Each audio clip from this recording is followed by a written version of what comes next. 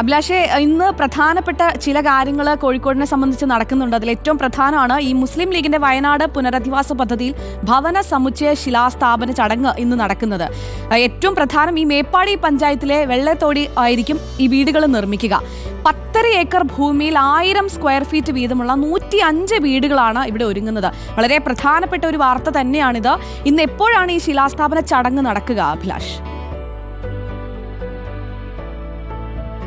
വീണ, കോഴിക്കോടിൻ്റെയോ അല്ലെങ്കിൽ വയനാടിൻ്റെയോ മാത്രം ദുഃഖമല്ല ഈ വയനാട്ടിലെ ഈ ദുരന്തം എന്നുള്ളത്. അത് കേരളത്തിൻ്റെ മലയാളികളെയൊക്കെ, നമ്മുടെ നാടിൻ്റെയൊക്കെ ദുഃഖമാണ്. ഏതായാലും അതിന് ചില ആശ്വാസകരമായ ചില നടപടികൾ ഉണ്ടാവുന്നതാണ്. കാരണം 10.5 ഏക്കറോളം സ്ഥലത്ത് 105 വീടുകളാണ് മുസ്ലിം ലീഗിൻ്റെ നേതൃത്വത്തിൽ നിർമ്മിക്കാനുള്ള ഒരു നീക്കം നടക്കുന്നത്. അതിൻ്റെ ശിലാസ്ഥാപന ചടങ്ങ്, അതായത് മുസ്ലിം ലീഗിൻ്റെ സംസ്ഥാന പ്രസിഡന്റ് സാദിഖ് അലി തങ്ങൾ തന്നെയാണ് അതിൻ്റെ ശിലാസ്ഥാപനം നടത്തുക. ഇന്ന് വൈകിട്ട് 3 മണിയോട് കൂടിയാണ് നടത്തുന്നത്. നേരെ സൂചിപ്പിച്ചതുപോലെ തന്നെ 10.5 ഏക്കർ, അതായത് മുസ്ലിം ലീഗ് തന്നെ വില കൊടുത്തു വാങ്ങിയ സ്ഥലത്താണ് ഇത്തരത്തിൽ കെട്ടിടങ്ങൾ നിർമ്മിക്കുന്നത്. ഏതാണ്ട് 1000 ചതുരശ്ര അടി, അതായത് 2000 ചതുരശ്ര അടി കെട്ടിടം നിർമ്മിക്കാൻ ശേഷിയുള്ള ഫൗണ്ടേഷനോട് കൂടിയ 1000 ചതുരശ്ര അടി വീടുകളാണ് അവിടെ നിർമ്മിച്ച് നൽകുന്നത്. ഏതാണ്ട് 20 ലക്ഷം രൂപയാണ് ഈ വീടുകൾ ഓരോന്നിനും ചെലവ് വരിക എന്നാണ് പറഞ്ഞിരിക്കുന്നത്.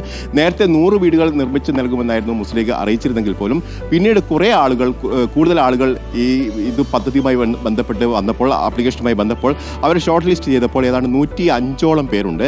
അവരൊരു തരത്തിലും ഒഴിവാക്കാൻ കഴിയാത്തത് കൊണ്ട് തന്നെയാണ് 105 പേർക്ക്, അതായത് നേരത്തെ പറഞ്ഞതിൽ നിന്ന് 5 വീടുകളോടി അധികം നിർമ്മിക്കാനുള്ള ഒരു തീരുമാനത്തിലേക്ക് മുസ്ലിം ലീഗ് എത്തിയിരിക്കുന്നത്.